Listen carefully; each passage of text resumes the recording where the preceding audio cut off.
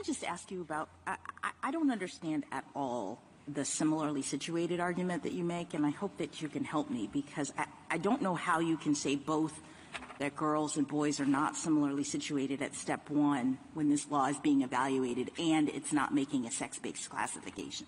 It seems to me that recognizing their lack of similarity, as you do in making the argument, is making a sex-based classification. So, I think our position is that if you're in the point where we're treating giving testosterone to a boy with a biological deficiency as the same thing as giving testosterone to a healthy biological girl who wants to transition, then there has to be some threshold inquiry that recognizes the biological differences between those two.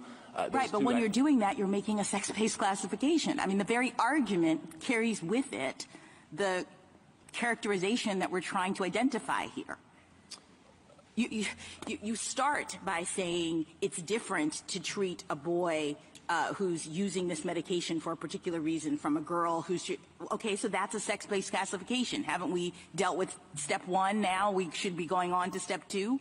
No. Intermediate scrutiny applies by the terms of what you're arguing. I don't think that we agree that we've checked the box at step one, because there is no medical treatment that boys can receive that girls cannot.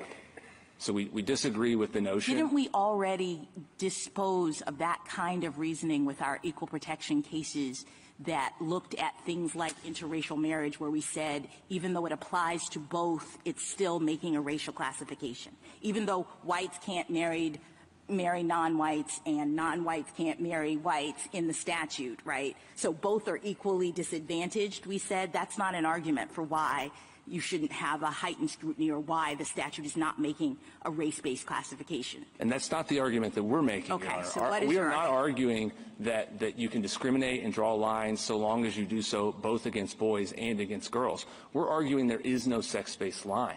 If you're a boy and you go in to get puberty blockers, you can get the puberty blockers if you're going to use them for precocious puberty. You cannot get the puberty blockers if you're going to use them to transition. That is not a sex-based line. That is a purpose-based line.